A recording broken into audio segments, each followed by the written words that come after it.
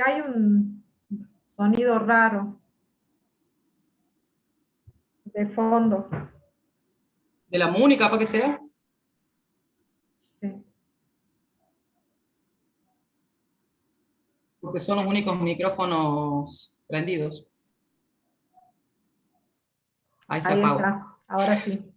Eres tú. Sí. Bueno, comenzamos entonces. Dale. Bien. ¿Cómo están? Buenas tardes, bienvenidos a los Diálogos Ambientales Virtuales 2021, organizados por la Secretaría de Planificación, Desarrollo y Modernización de la Municipalidad de San Salvador de Jujuy.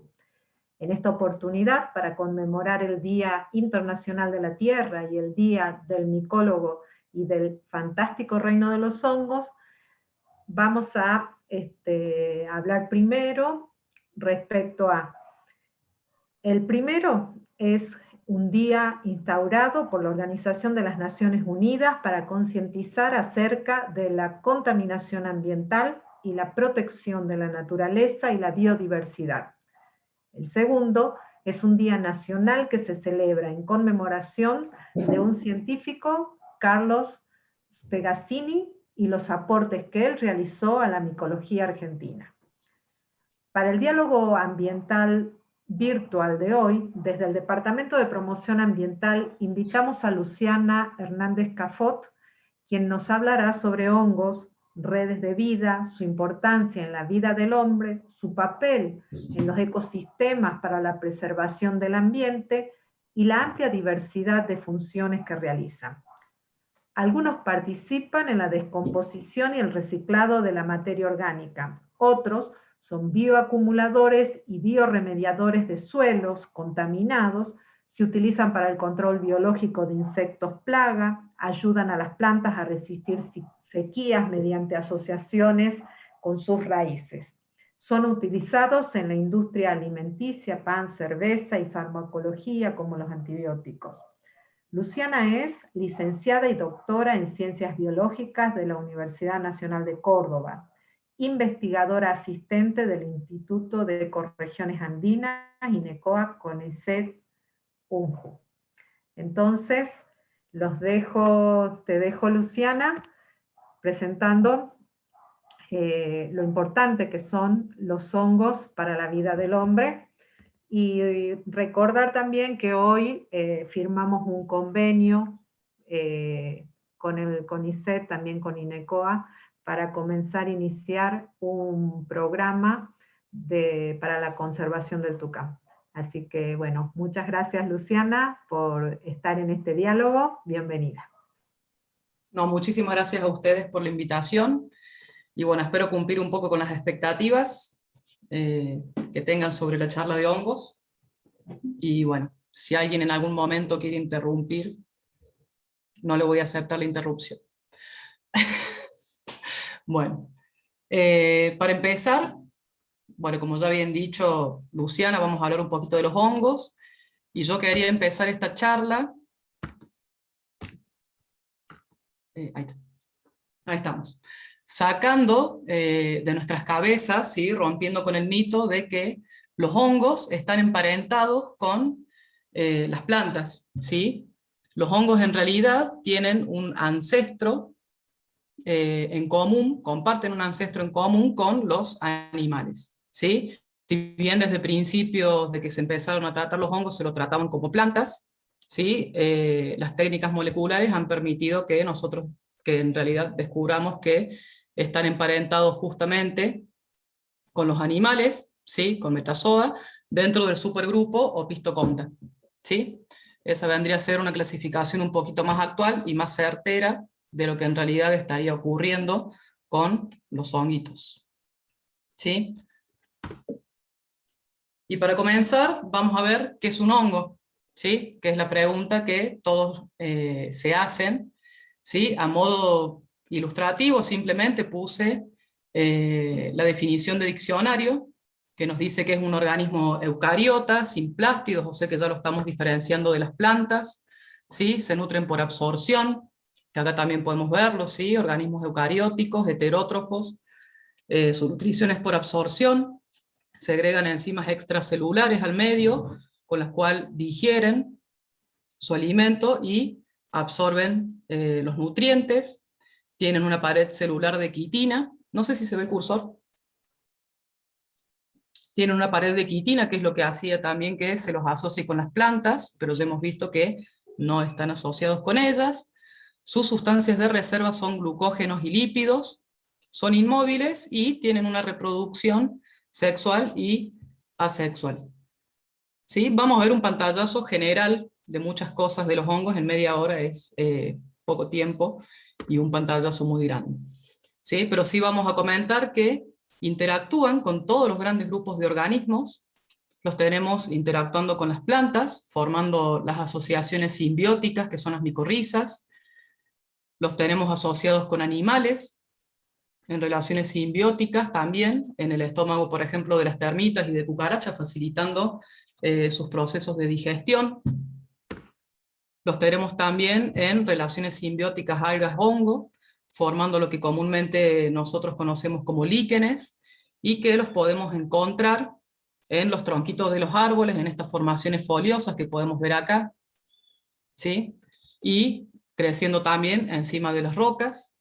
Tienen una relación similar a la que ocurre con las plantas, ¿sí? Un intercambio de nutrientes y agua para favorecerse ambos organismos.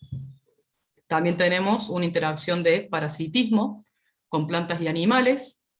En las plantas lo que generan es la muerte, en algunos casos disminuye la producción de frutos, y generalmente también deforman las hojas, ¿sí? Acá podemos ver el caso de lo que es la Puccinia graminis, que estamos viendo acá pequeñas porciones de las hojas. El hongo se llama Puccinia graminis, ataca las gramíneas, y estamos viendo cómo se va decolorando y cómo se va rompiendo la estructura foliar, y va apareciendo el hongo. En este caso estamos viendo un patógeno de insectos, lo que tiene en particular en realidad su forma de actuar como patógenos de animales y como parásitos de animales, es que se los utiliza justamente como control biológico de plagas. En este caso, cuando nosotros tenemos algún cultivo de interés y aparece alguna polilla o algún insecto nocivo, lo que se hace es utilizar estos hongos como eliminadores de la plaga, ¿sí? Entonces vemos el insecto y pequeñas fructificaciones de hongos, pequeñas estructuras reproductivas de hongos que salen de su cuerpo. Y en el caso de los humanos, acá puse a modo de ejemplo, ¿sí? Una micosis en una lengua. Producen distintos tipos de micosis con distinto tipo de gravedad. Pueden llegar generalmente, cuando son muy graves, a amputarnos un miembro y demás, pero no es el caso del cual vamos a hablar, pero está bueno saberlo también. ¿Sí? Bueno, y de todos estos ejemplos de interacciones que hemos puesto, cuando salimos al campo, ¿sí? Aquellos que han ido a recorrer el parque botánico, que han tenido la oportunidad de ir a algún campo o de estar en su propio patio, ¿sí? Podemos ver hongos patógenos en las plantas, que es lo que acabamos de mencionar. Podemos ver hongos en repisa, que están parasitando los troncos de los árboles.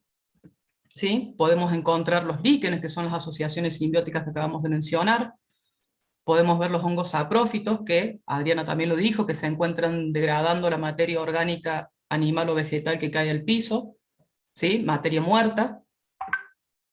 Y tenemos los hongos que son micorrízicos, que son parte fundamental, ya que están asociados a las plantas vasculares.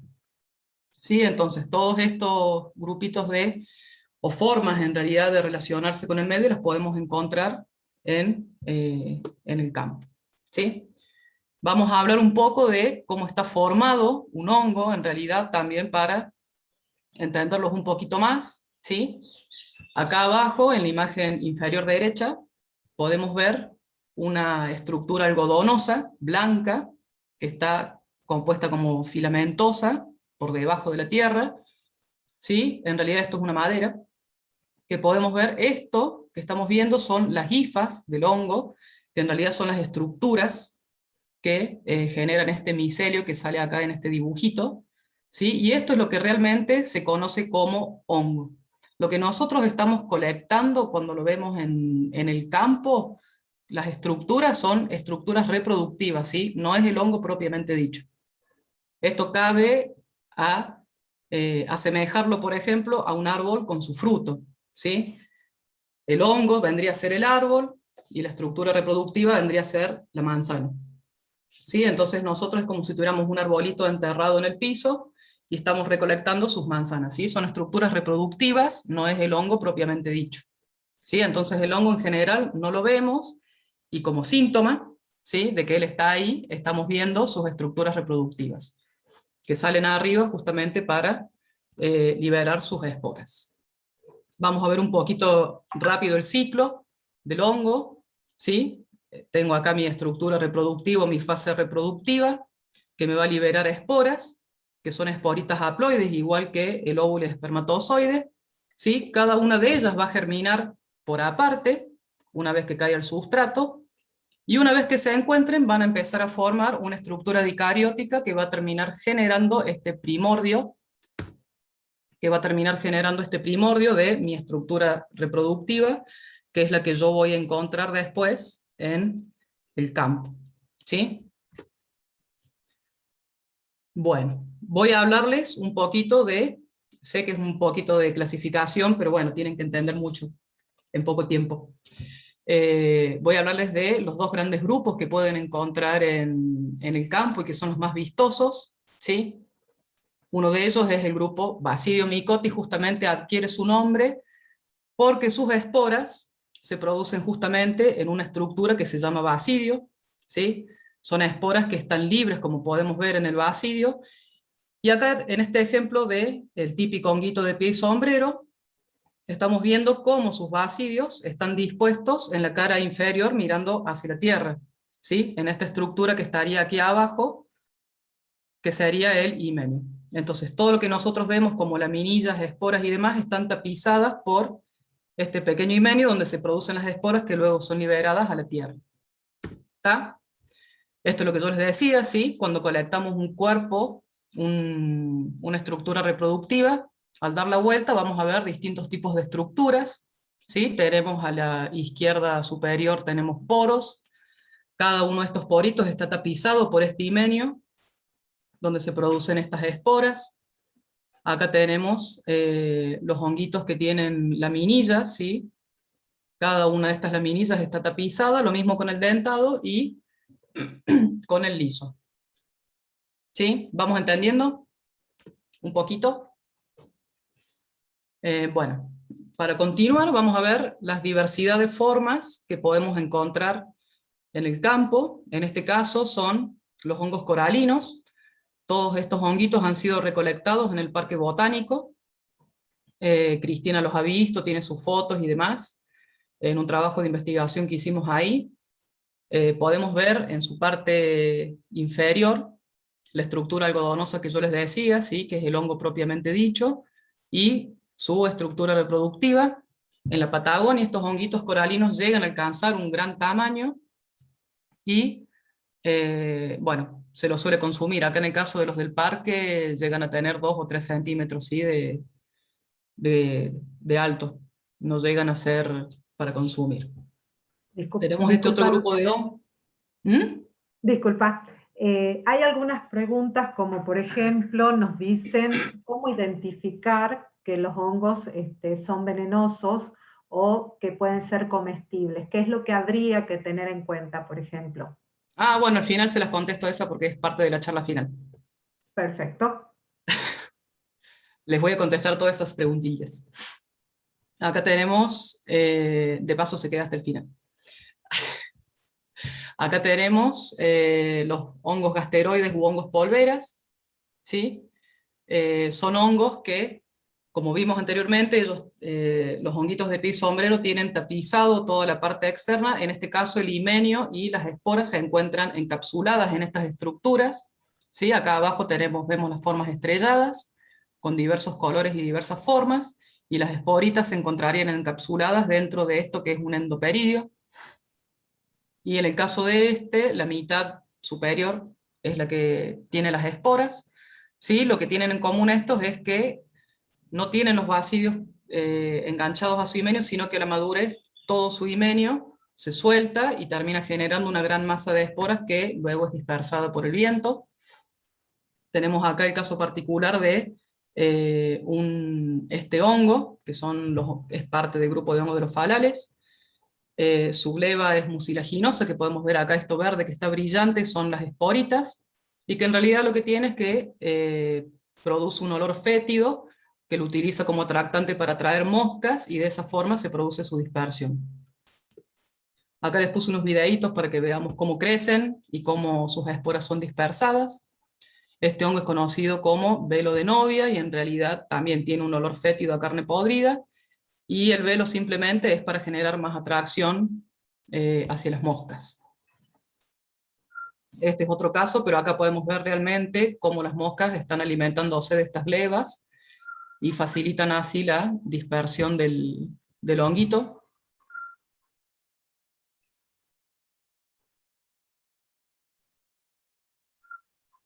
Y en el caso de acá abajo vamos a ver cómo por golpeteo o percusión son liberadas justamente esta masa de esporas que yo le dije que se encuentran encerradas en el endoperidio de una estrella.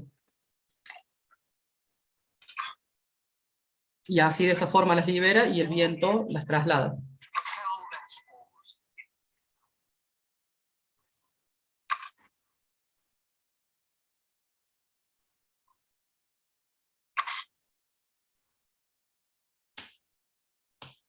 Bueno, son distintas formas que tienen de dispersión los hongos pólvora, ¿no? Acá podemos ver los hongos en repisa, podemos ver la cartelería del parque, cómo está siendo degradada y cómo los hongos están cumpliendo su función, ¿sí? Como dijo Adriana, dentro de lo que sería biorremediadores o un poco de degradar lo que no corresponde que esté ahí en el parque. Bueno, y los honguitos en repisa en realidad lo que tienen a diferencia de los demás es que su contenido no es con mucho líquido, por lo cual año tras año podemos encontrar la misma estructura en el mismo lugar y van apareciendo distintas estructuras, como podemos ver que van apareciendo distintas estructuras reproductivas en diferentes partes del tronco, ¿sí? Algunos de estos son comestibles y acá podemos ver en ellos que también apuntan para abajo y sus esporas caerían hacia el suelo y serían dispersadas por el ambiente, por el aire. Acá tenemos las formas agaricoides, ¿sí? Nuestros típicos honguitos de pez sombrero, que ellos también, además de degradar la hojarasca que cae en el suelo, también están degradando lo que es madera, ¿sí? Y bueno, ellos tienen una amplia variedad de colores, de formas, y son muy lindos para la vista y para su identificación. Y en el caso de los hongos agaricales, ¿sí? Los agaricoides, su forma de dispersión no es por agentes externos, sino que es por humedad. Se empieza a acumular agua en sus esporas, esto genera un mecanismo que es lo que se conoce como balistosporia, y hacen que sus esporas se suelten al medio y caigan. Y bueno, si justo podemos agarrar, que esto lo podemos ver también nosotros en nuestras casas, si agarramos el momento del día en el cual ellos están liberando sus esporas, podemos llegar a ver cómo producen esta nube como un velito de esporas.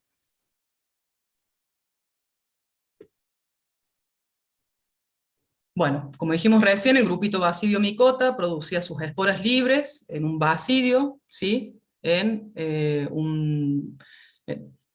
Producidas en el himenio, ¿sí? Y en el caso del otro grupo, que es visible a simple vista, que son los ascomicotas, vamos a tener la diferencia de que nuestras esporas van a estar encerradas en este saco, en este pequeño saco que está dentro de nuestro himenio también, pero como vemos acá, la diferencia es que es un himenio en empalizada, a diferencia del anterior, ¿sí? Por otro lado, estas esporitas son liberadas por este pequeño opérculo que se le genera en la punta del saco o asco, y puede responder a estímulos mecánicos para liberarla, o también a cambios ambientales, ¿sí? De humedad. Acá podemos ver también distintas especies que hemos colectado en el parque, vemos sus colores brillantes y vemos cómo realmente tienen una forma, una disposición de copa, En este caso podemos ver los famosos dedos de negro, ¿sí? Que tienen toda su superficie tapizada por pequeñas botellitas donde se encuentran los ascos metidos.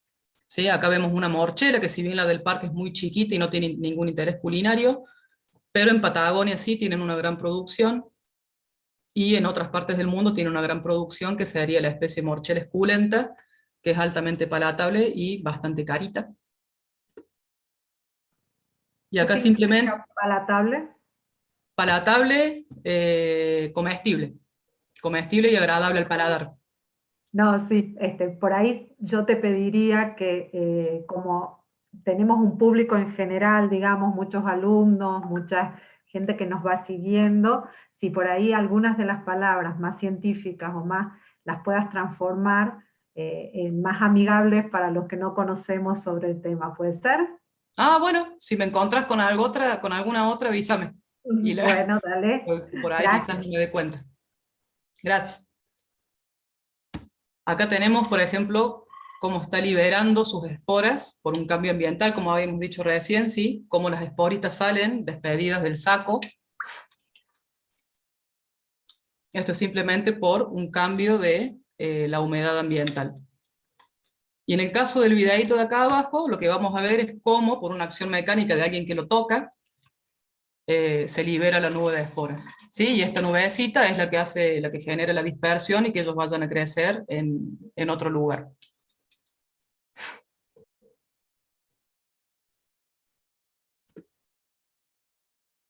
En el caso de los hongos entomopatógenos, que son los que son utilizados como control biológico de plagas y que son los que atacan a los insectos, en campo generalmente podemos encontrar este tipo de estructuras, que es como un pequeño palito que llega a ser, no llega a más de 10 centímetros de alto, puede ser bien chiquito o bastante altito, ¿sí? Y si cavamos, en el caso de encontrar esta especie, lo que vamos a encontrar es la típica larva que todos estamos encontrando cada vez que hacemos un pocito en la tierra para plantar una plantita nueva.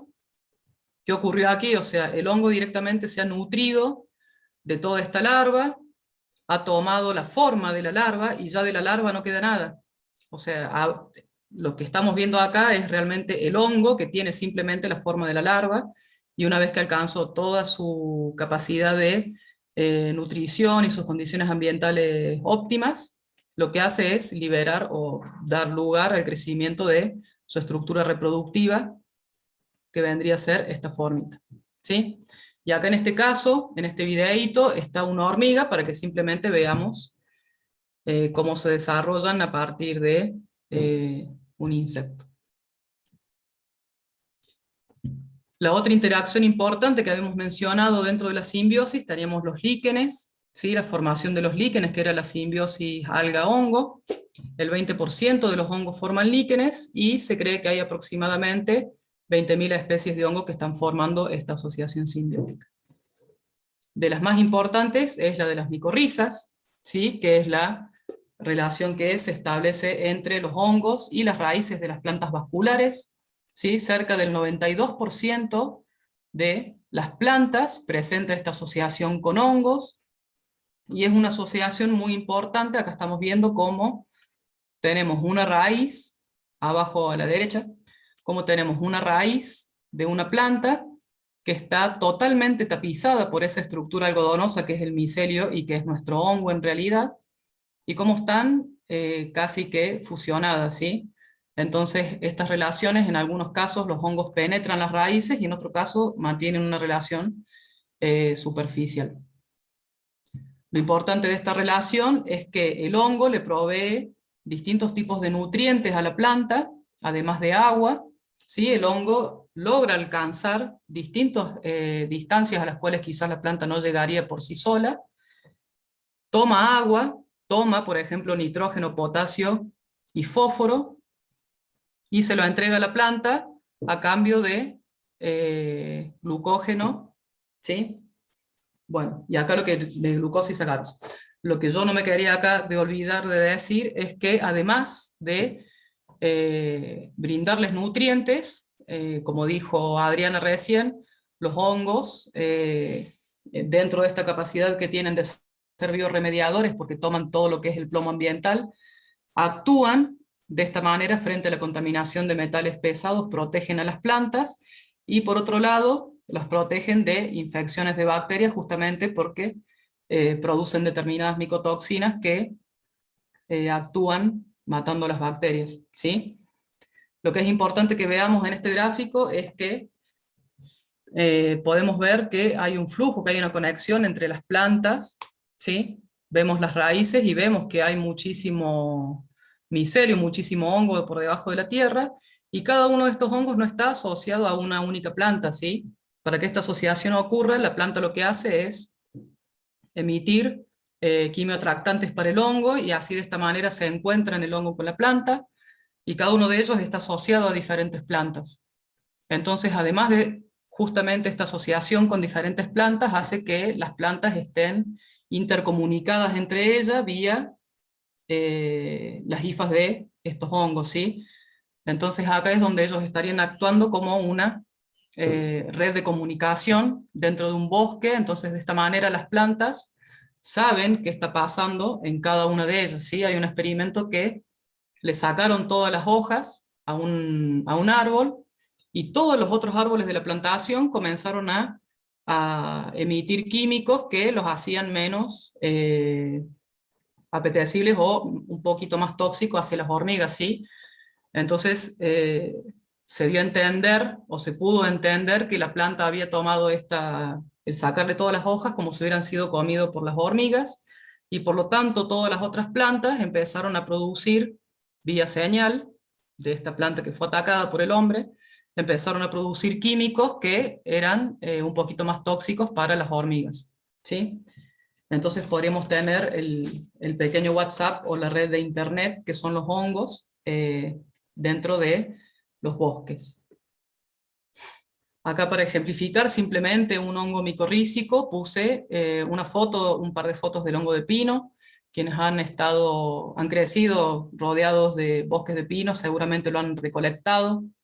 Acá tenemos un poquito de cambio de coloración, que recién preguntaban, que ya después vamos a hablar más, ¿sí?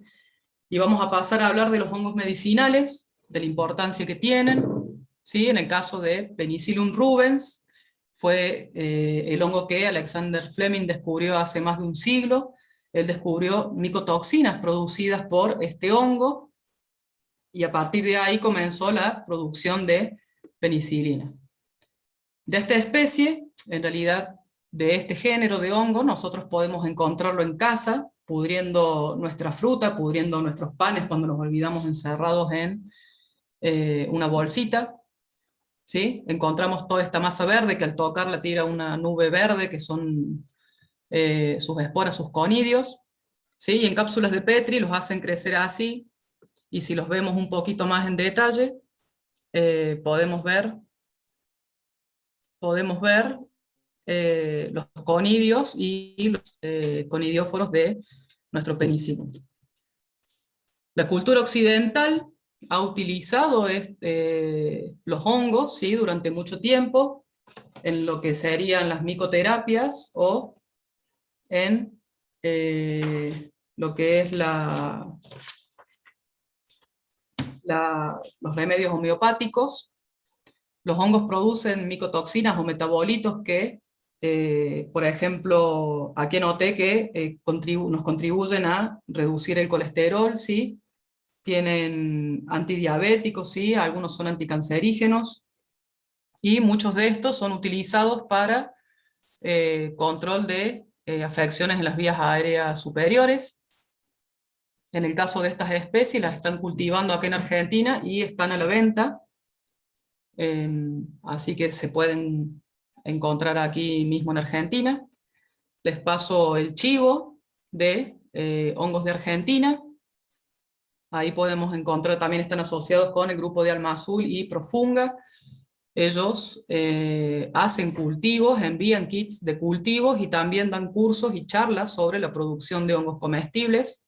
Aquí en Argentina, ya sean presenciales o por lo general ahora los están haciendo por Zoom, así que pueden llegar a diferentes provincias. y envían la semilla miseriada para que cada uno pueda poner su producción en su casita. ¿Sí? Ellos ayudan a pequeños y a grandes productores de hongos. En el caso de las gírgolas, que es lo que ellos también venden, ellos venden una semilla miseriada. Acá podemos ver semilla de girasol, semilla de trigo que está colonizada. De todo esto blanco vendría a ser nuestro hongo, y esto que está acá es acerrín que ha sido hervido para simular un tronco de la naturaleza. Se mezcla, se guarda en una bolsa, bien a presión para simular un tronco, y con el tiempo podemos ver cómo esta bolsa es colonizada por nuestro hongo y cómo empieza a salir nuestra estructura reproductiva, ¿sí? Que vendría a ser nuestra famosa gírgola, que finalmente termina en una bandejita y pasa a la venta. Otro de los hongos que ellos cultivan, que están empezando a comercializar, son los champiñones, que acá los podemos ver cómo están en distintas camas. Esta es una gran productora, ¿sí? Pero bueno, en casa los podemos llegar a tener así que podemos pedirles que nos envíen las semillas. Y para ir terminando, vamos a tomar en cuenta esto que venían preguntando sobre los hongos venenosos y sobre las coloraciones y demás. Acá en Argentina el único hongo venenoso mortal que nosotros tenemos es la manita faloide. Es un hongo que crece asociado a álamos, robles, castaños, ¿sí? Todas las micotoxinas que los hongos tienen van a parar a nuestro hígado. Por lo tanto, nuestro hígado termina sufriendo un proceso de lisis, y en los pequeños casos donde los que han consumido estos hongos pueden salir adelante, terminan con una cirrosis, y en los casos que no, simplemente que terminan en la muerte, el hígado termina por lisarse completamente con un cuadro de deshidratación que no lleva más de un día. O sea, este hongo en un día te puede matar. ¿Sí? Acá estamos viendo otro grupo de hongos venenosos. Acá el único que está vendría a ser este clorofilum, que en realidad lo único que tiene es que al darlo vuelta, cuando está inmaduro es blanco y con el tiempo se pone un color verde cemento. Cabe destacar que ningún hongo es tóxico al tacto, ¿sí? Nosotros podemos tocar todos los hongos, los podemos juntar, siempre y cuando no los comamos. El problema está cuando los ingerimos, ¿sí? En el caso de estos que son simplemente tóxicos, no pasa de una gastroenteritis o una descompostura estomacal o vómitos, pero sí los podemos tocar a todos. Y con el tema de la coloración, depende de cada especie. Sí, hay especies que al tocarlas se tornan amarillos porque se empiezan a oxidar con el contacto con el aire.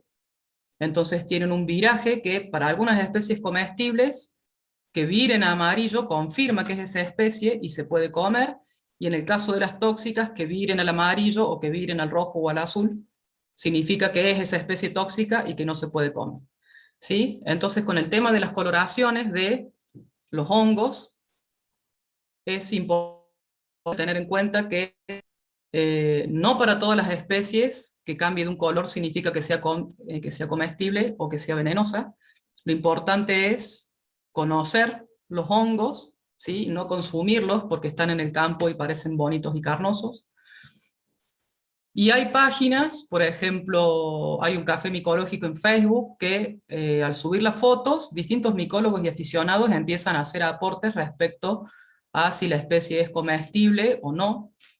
¿Sí? Entonces lo más recomendable es que si salimos al campo podemos tocar todos los hongos, podemos levantarlos, podemos mirarlos, podemos aprender, podemos sacar una foto y preguntar quién es, y bueno, no consumirlos de preferencia.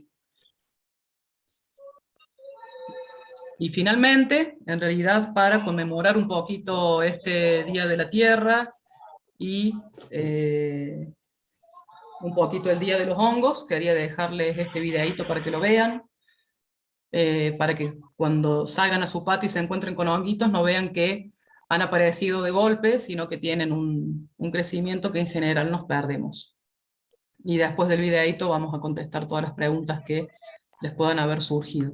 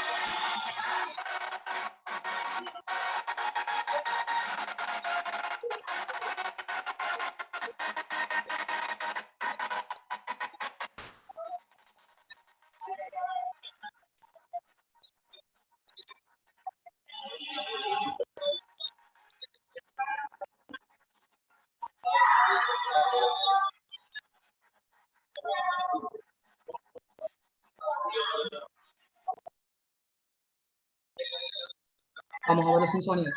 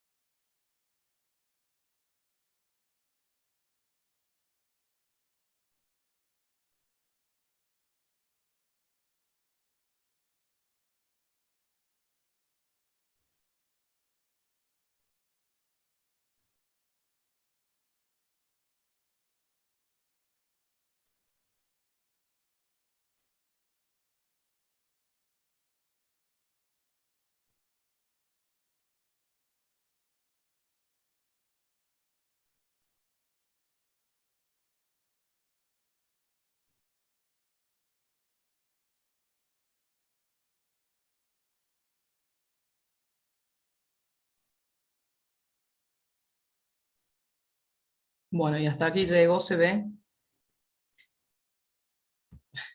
Hasta acá llegó el video. Y bueno, muchísimas gracias por su atención, por estar, los 18 que llegaron al final, por escuchar la charla. Nada más que eso.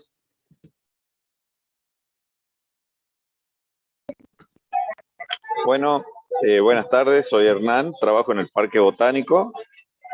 Quería comentarles de que, bueno, en el parque estamos en época...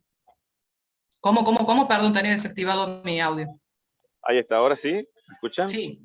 Sí, buenas tardes. Yo soy Hernán, trabajo en el Parque Botánico. Y bueno, justamente en esta época estamos en época de hongos en el parque, así que el que se acerque los va a poder ver mucho de lo que vimos en la charla. y se puede sacar unas fotos muy lindas porque están en las caminerías, se encuentran por todos lados. Queremos agradecer a todos los que se quedaron hasta el final y bueno, agradecer también a la doctora Luciana Hernández que se dio un tiempito y nos dio esta charla. Y bueno, y a Cristina por la coordinación, así que bueno, le agradecemos a todos y los esperamos en la próxima. Bueno, ¿alguien tiene alguna duda que quiera hacer? Puede prender el audio o el chat.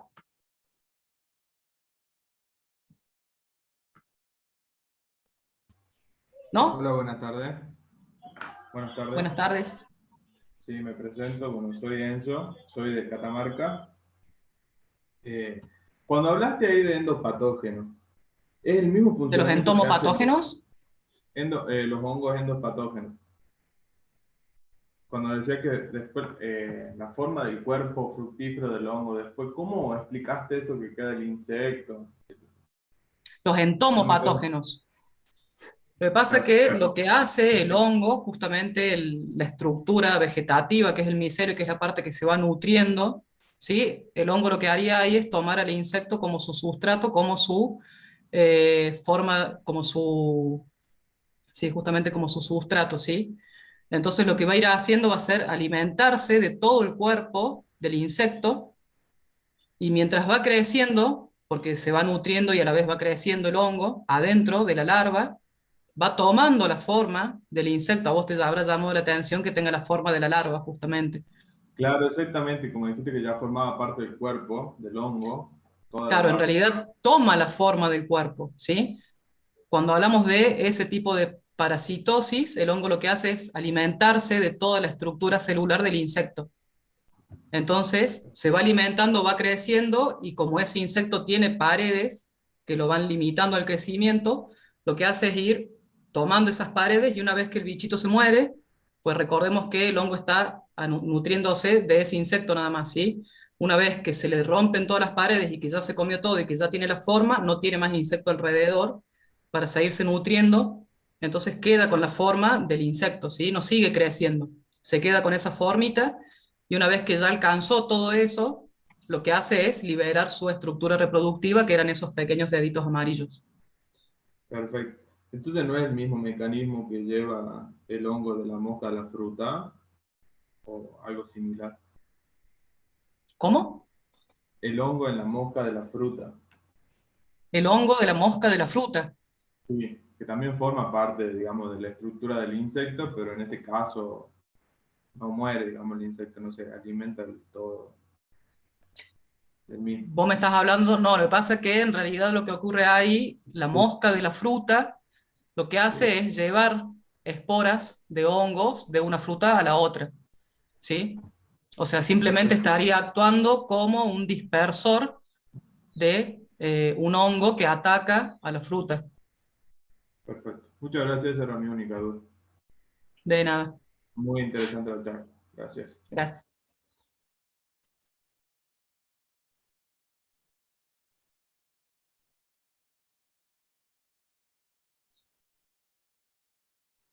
Bueno.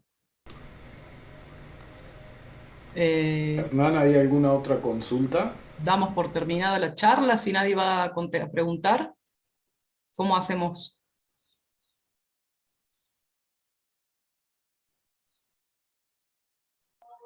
Ahí está. Bueno, le agradecemos de nuevo, doctora Luciana, y bueno, los esperamos en la próxima charla a todos para que podamos conocer algo más de la fauna o de la biología que nos rodea. Le agradecemos a todos y bueno, será hasta la próxima. Bueno, muchísimas gracias por la invitación.